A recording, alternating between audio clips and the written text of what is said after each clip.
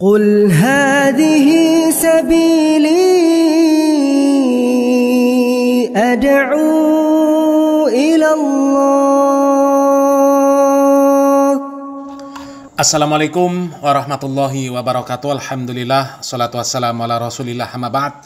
Kaum muslimin yang dirahmati Allah subhanahu wa ta'ala, kita masih membahas senator asal Bali, Arya Wedakarna, yang kemarin viral karena menghina jilbab, yang katanya jilbab itu penutup kepala nggak jelas, memalukan, kampungan, kayak orang hutan, dan sebagainya, yang ujung-ujungnya dia sendiri mengklarifikasi pernyataan yang dia keluarkan dan minta maaf. Memang kebanyakan seperti itu kaum muslimin ya, orang dari tokoh besar di Bali ya. Kita simak videonya. Ya, Wedakarna kembali viral dengan statementnya yang diduga melecehkan dan menistakan agama. Ini Wedakarna ini tidak pernah henti membuat kegaduhan.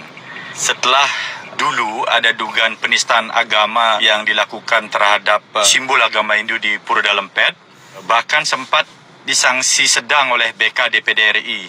Jadi BK DPD RI itu pada tanggal 24 November 2022 memberikan sanksi sedang kepada saudara AWK ini. Kemudian sempat juga membuat kegaduhan dengan menyampaikan bahwasannya remaja boleh melakukan seks bebas asal memakai kondom di salah satu SMK yang ada di Tabanan.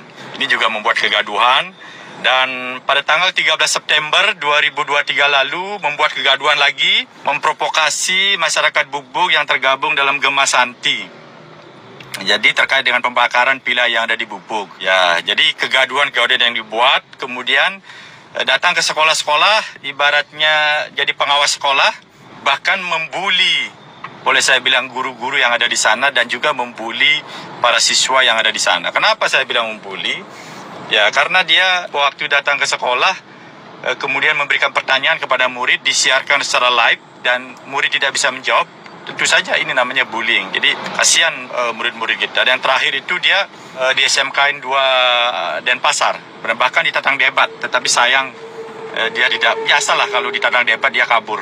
Ya, ini yang membuat kita heran itu, kenapa dia terus melakukan upaya-upaya provokasi, kemudian blunder dan lain sebagainya. Jadi ada dua hal sih yang sebenarnya yang bisa dipermasalahkan oleh AWK ini terkait dengan viralnya ucapan dia yang terakhir terkait dengan penodaan dan pelecehan agama ini. Yang pertama, ya bisa dilaporkan secara pidana karena di pasal 156A KUHP itu ancamannya 5 tahun terkait dengan penistaan dan pelecehan agama. Yang kedua, bisa dibawa ke Badan Kehormatan DPD RI terkait dengan kode etik. Nah, berbicara kode etik ini, kalau kita berbicara terkait dengan peraturan DPD nomor 1 tahun 2020 tentang tata beracara BK DPD RI, khususnya pasal 28, pelanggaran yang dilakukan oleh saudara Wedakarna ini adalah berupa temuan.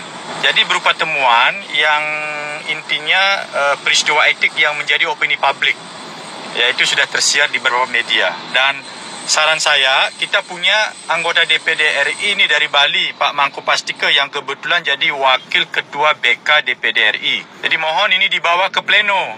Tidak perlu lagi ada pengaduan karena ini sudah temuan. Ya, sudah viral.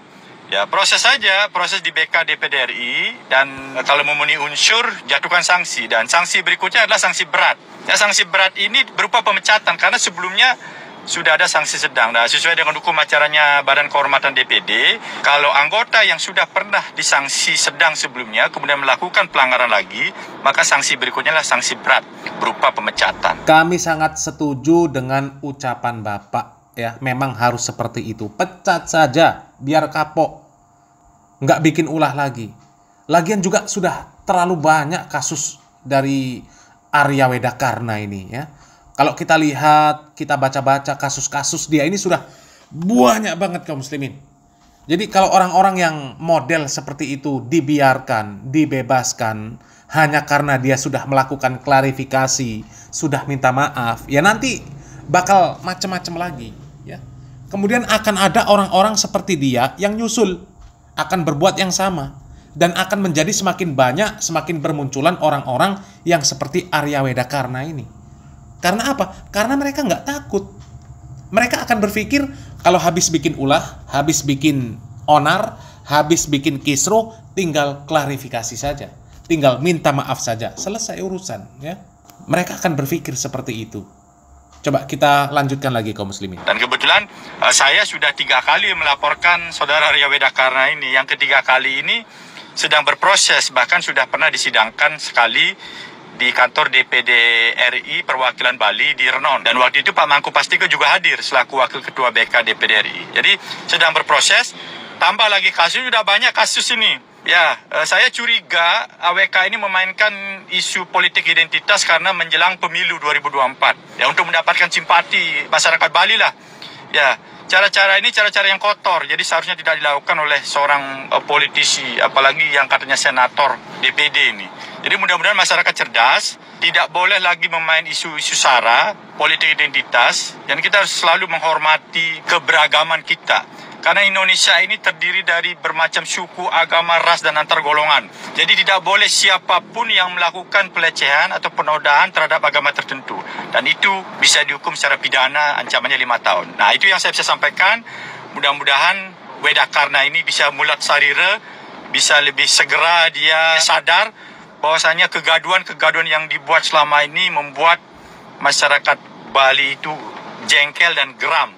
Ya, itu saja. Terima kasih. Betul, Pak. Ya, kita harus menghargai keberagaman di negeri kita ini.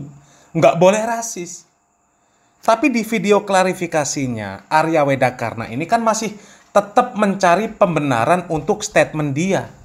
Ya, statement yang viral itu, yang menghina jilbab itu. Kata dia nggak nyebut nama agama, nama suku, nggak menyebut kepercayaan apapun. Padahal jelas-jelas di dalam video yang viral itu dia mengatakan maunya ya orang Hindu yang ada di depan. Jelas kan? Yang kelihatan rambutnya, yang pakai apa itu? Beras suci katanya. Ya. Ya beras ya suci, ya. Kalau nggak suci nggak bisa dimakan. Ya, yang pakai bunga di kuping, jangan pakai penutup kepala, nggak jelas. Coba, ini apa maksudnya? Ya, karena memalukan, hina, kampungan, kayak orang hutan, dan jelas membandingkan dengan orang Hindu, disebut nama agama, apalagi dia menyebutkan this is not my place. Coba, itu jelas. Itu apa namanya kalau nggak nyinggung agama dan suku? Lu pikir orang nggak ngerti Maideles itu apa? Hah? Itu Timur Tengah. Dan Timur Tengah itu apa maksudnya kalau bukan negeri Islam? Ya. Coba. Kata dia, seluruh pegawai pelayan publik itu harus menunjukkan ciri khas agama Hindu. Itu tadi, pakai beras suci, pakai apa namanya itu? Bunga di kuping. Itu kan namanya pemaksaan. Pemaksaan. Umat Islam yang taat nggak akan ikut yang seperti itu. Itu namanya pemaksaan. Ya, ini Indonesia, Bung. Kalau perda seperti itu namanya ngangkangi Undang-Undang Dasar Negara Republik Indonesia. Undang-undang melarang pemaksaan yang seperti itu. Urusan agama itu bebas. Dan kami sangat mendukung pernyataan Bapak Inengah. Ya, ini sudah temuan. Tidak perlu laporan lagi, sudah viral, sehingga bisa langsung diproses. Kalau kemarin, karena kasus-kasusnya dia sudah dikasih sanksi yang menengah, ya, dan ini jelas terulang lagi, bikin kasus lagi, dan sanksinya kali ini harus dipecat. Sangat setuju, sangat mendukung, harus dipecat, ya. Dan saudara Muslim yang ada di Bali harus ada yang membuat laporan. Laporkan orang ini supaya segera diproses, ya.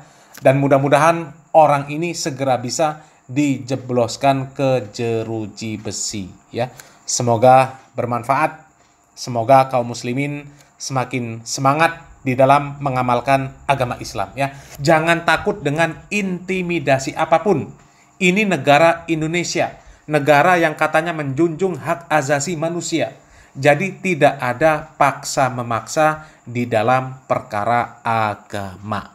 Salam waras, salam akal sehat. Barakallahu fikum. Wassalamualaikum warahmatullahi wabarakatuh.